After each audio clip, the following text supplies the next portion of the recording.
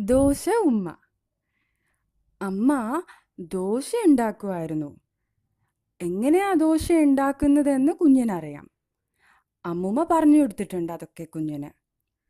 ആദ്യം ഉഴുന്നും അരിയും അളന്ന് വെള്ളത്തിലിട്ട് വെക്കും കുറച്ചു നേരം. പിന്നെ വെള്ളം ഊറ്റിക്കളഞ്ഞ് മിക്സിയിലിട്ട് അരയ്ക്കും.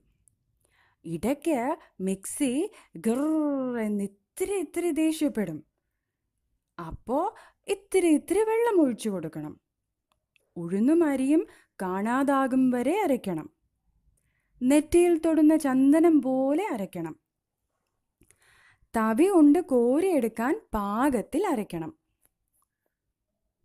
നല്ല മയത്തിൽ അരച്ചു വെച്ച മാവ് പുളിക്കാൻ വെക്കണം. പിന്നെ ദോശക്കല്ല് അടുപ്പത്ത് വെക്കണം. അടുപ്പ് കത്തിക്കണം. മാവ് തവിയിലെടുത്ത് ദോശക്കല്ലിൽ നടുവിലേക്ക് ഒഴിക്കണം. പപ്പട വട്ടത്തിൽ പരത്തണം. പിന്നെയും വലുതാക്കി പരത്തി അമ്പിളി വട്ടത്തിലാക്കണം. നെയ്യ് കരണ്ടിയിൽ ദോശയുടെ മേത്ത് പുരട്ടണം.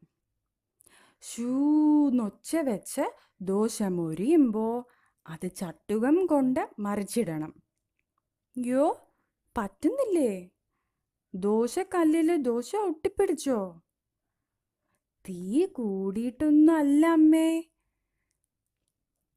ഒത്തിരി സ്നേഹം വരുമ്പോൾ കുഞ്ഞൻ അമ്മക്കുട്ടിയെ ഉമ്മ വെക്കും പോലെ ദോശക്കുഞ്ഞൻ ദോശക്കല്ലമ്മയെ ഉമ്മ വെച്ചതാ. അതെന്നെ, ദോശ മകനാണെന്നേ. ദോശക്കല്ലമ്മയുടെ പുന്നാര മകൻ. അവരുമ്മ വെച്ചു കഴിഞ്ഞതും ദാ കണ്ടോ ദോശക്കല്ലിൽ നിന്ന് വിട്ടു വരുന്നത്. നീ അമ്മ മാറിക്ക്, അച്ഛനുണ്ടാക്കി പഠിക്കട്ടെ ദോശ. കുഞ്ഞൻ ദോശ ഉണ്ടാക്കാത്തതേ, കുഞ്ഞൻ കുഞ്ഞല്ലേ. അടുപ്പ് വരെ കുഞ്ഞൻ്റെ കൈ എത്തില്ലല്ലോ. കുഞ്ഞൻ വെറും ഒരു പാവം കുഞ്ഞനല്ലേ.